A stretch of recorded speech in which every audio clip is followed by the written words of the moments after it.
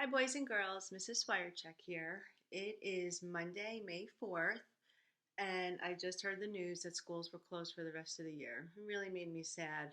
I was really hoping that we can get back and the last few weeks together, but that doesn't seem to be the case. Anyway, so I thought let's finish Superfudge to cheer ourselves up. Um, we don't have much. We're going to definitely finish it today, okay? So here we go. Oh, and by the way, thank you. I've been getting some beautiful thank you cards for Teacher Appreciation Week from some of you. They're absolutely beautiful. You really brightened up my day. All right, here we go. Alex had come for his piano lesson at 3:30. And by then we'd seen enough of the crew rowing and more than enough of the bugs down by the lake. Mom and Dad were working in the garden when I rode into the driveway, and Tootsie was asleep in a lounge chair. Did you have a nice picnic, Mom asked. It was fun, I said. A lot of ants, but fun. Don't forget to rinse the thermos, Dad said. I won't, I said. Where's Fudge? I haven't seen him since you left, Dad said. He's probably at Daniel's, Mom said. He was very angry. I noticed. At 4, the phone rang. I answered it. It was Daniel's mother. She asked me to tell Daniel it was time to go home. He's not here, I said. Then where is he? She asked. I don't know, I said. Wait a minute. I put down the phone, went to the back door, and called. It's Mrs. Mannheim. She's looking for Daniel. Mom ran into the house, wiping her hands on her jeans. She picked up the phone. Mrs. Mannheim, we thought Fudge was at your house. No, not since 11:30 or so. You found what? Oh, no. You don't suppose? Yes, of course, right away. She hung up the phone. What is it, Dad asked. He was standing at the door listening. She found Daniel's piggy bank smashed. All the money is gone. Mom zipped upstairs to Fudge's room. Dad and I followed. Bonjour, Uncle Feather said. Where does he keep that bank Grandma gave him for his birthday? Mom asked, ignoring Uncle Feather. Here it is, I said, finding it on his shelf, and it's empty. Bonjour, stupid, Uncle Feather said. Oh, shut up, I told him. Shut up yourself, yourself, yourself. How much do you think he had in there, Mom asked. About $2.50, I said. He was counting it the other night. So between them, they have close to $7, Mom said. 7, Uncle Feather repeated. 7, 7, 7. They can't get far on $7, I said. Peter, please, Mom said. A few minutes later, Mrs. Mannheim pulled up in a red sports car. She was wearing cutoffs, a t-shirt that said Ski the Bumps, and sneakers with the toes cut out. Her hair was in one long braid that hung down her back. We think they may have gone to the lake, Dad told her. The lake, Mrs. Mannheim said. My God, Daniel can't swim. Neither can Fudge, Mom said. Yes, he can, I told her. He can doggy paddle. Peter, please. Anyway, why would they go swimming in the lake, I asked. It's too gloopy for swimming. Peter, please, Dad said. Please what? I finally asked. Please be quiet. We're thinking. Let's not waste any more time, Mrs. Mannheim said. The sooner we start looking for them, the sooner we might find them. Warren, Mom said, you go with Mrs. Mannheim. I'll stay here with Peter just in case they try to phone us. When they left, Mom asked me to bring Tootsie inside. She was still sound asleep on her chair.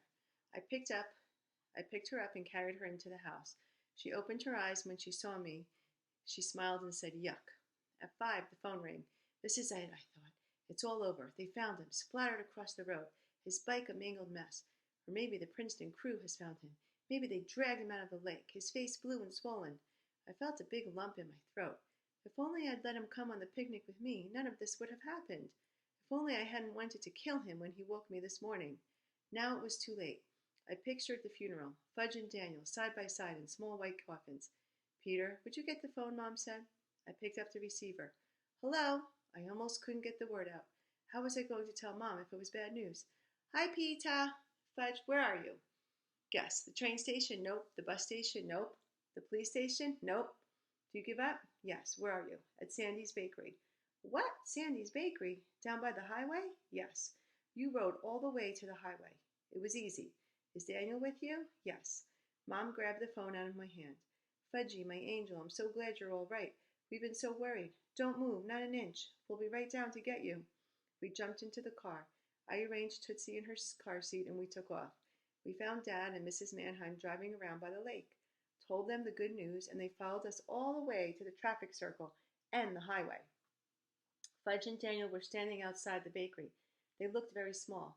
Fudge was holding a paper bag with Sandy's printed on it. Mom parked, jumped out of the car, and hugged Fudge. I'm so glad to see you. I felt another different kind of lump in my throat this time. Be careful, Mommy, Fudge said. You'll squash your brownies. When we got back to our house, Fudge settled into Mom's favorite chair and said, we went to the deli next to Sandy's for lunch. We shared a pastrami sandwich. We each had 3 pickles, Daniel added, relaxing in Dad's chair, and a cream soda. Mom, Dad, and Mrs. Mannheim sat in a row on the sofa facing the runaways. You know what you did today was wrong, Mom began. It was inconsiderate and foolish, Dad said. Not to mention dangerous, Mom added. And stupid, I said. And while we're very glad to see you, Mrs. Mannheim said, we are also very angry. Very, Mom said. And you'll have to be punished, Dad said. Fudge and Daniel looked at each other. What do you suggest, Dad asked them. Put us to bed at 8 o'clock tonight, Fudge said. Well, that doesn't seem appropriate, Mom said. 7 o'clock, Daniel asked, yawning. Yes, Mrs. Mannheim told him, because you're tired, but that's not a suitable punishment. Why don't you take away their bicycles for a month, I suggested, expecting everyone to shout, Peter, please. Suddenly the room was very quiet. No, Fudge shouted. Not fair, Daniel added and hollered. Mom, Dad, and Mrs. Mannheim exchanged looks. I think that makes a lot of sense, Dad finally said. I think so too, Mrs. Mannheim said. I agree, Mom said. I couldn't believe it. They'd finally taken me seriously. But how will we get to school, Fudge asked, pouting. You'll walk, Mom told him, the way you did before you had bicycles. But, Mommy, Fudge began, if you love me, it's because I love you, Mom said. It's because we all love you and care about you. Fudge stood up and stomped his feet. I'm sorry I bought you any brownies. Dad took their bicycles, chained them together, and set them on a shelf in the garage. I hope you both learned that you can't run away every time something happens you don't like. Running away doesn't solve anything, Mom said. We had a good time, Daniel said, so ha ha. And a good lunch, Fudge said. And we showed you we are old enough to ride to the lake, so there. Oh, no, you didn't, Dad said. You showed us you aren't ready for the privilege of riding your bicycles. Fudge and Daniel looked at each other again, and this time they were both started crying. We ordered a pizza for supper. Daniel stopped crying long enough to remind Mom, I don't eat anything with peas or onions. How could I forget, Mom said. After Daniel and Mrs. Mannheim had gone home, Mom put her new Mozart record on the stereo, and we sat around the living room table working on our family picture puzzle. It's a mountain scene at sunset, and so far we've got one corner of it put together. Peter ran away one time, Fudge said, chewing on a piece of puzzle. I took it away from him and said, I thought about running away, but I never went through with it. I found a matching piece and snapped it into place. And Daddy ran away when he didn't want to work anymore, Fudge said, stacking up the orange pieces. What are you talking about? Dad asked. That's why we moved to Princeton, isn't it? Fudge said. No, of course not, Dad told him. Whatever gave you that idea? I figured it out myself, Fudge said. Well, that's not true, Dad said. Then why did we come to Princeton? Fudge asked. For a change, Dad explained. That's why I wanted to go to the lake, Fudge said, for a change. Speaking of Princeton and changes, Mom said, polishing off her third brownie, Millie and George will be back soon, and we have to decide what to do. What do you mean? I said. Well, either we have to find another house here, or we have to get ready to move back to the city. You mean we have a choice? I asked.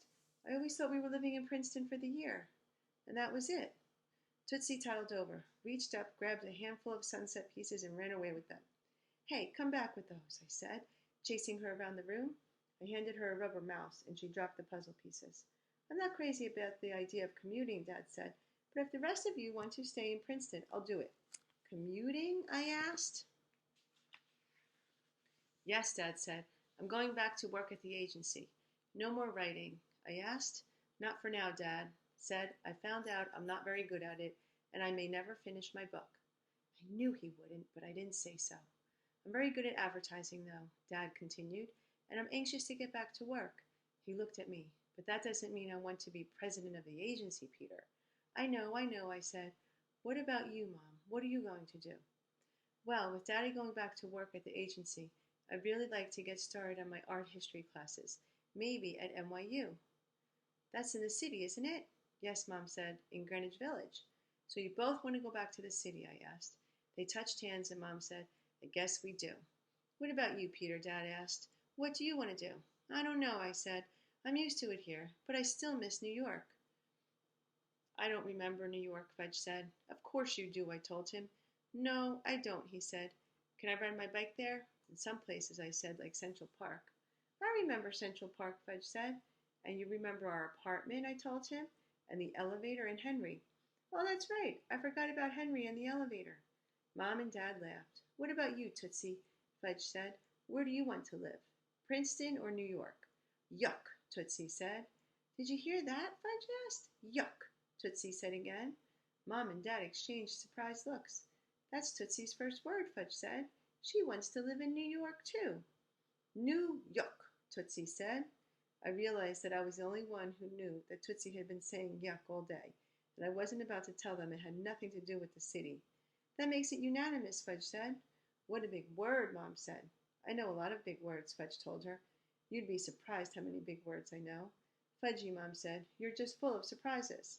So we're going back, I thought, back to the Big Apple, back to our apartment, back to Jimmy Fargo and Sheila Tubman and my rock in the park, back to walking Turtle and back to the pooper scooper. But it's worth it. It's all worth it. I picked up Tootsie and swung her around. I couldn't help laughing. And Tootsie laughed too. To some people, there's no place like New York. And I guess I'm one of them. Yay, we finished Superfudge. Yahoo! Okay, so our next book that we're going to start is, so I like Superfudge. What did you like it? What was your favorite part? When we get together at our Google Meet, we'll talk about what some of our favorite parts were in Superfudge. Okay, the next book is called Fudgemania, and they go on vacation to Maine for the summer. So we'll start that one. Okay. All right, everybody have a great day, and I'll see you soon. Ciao.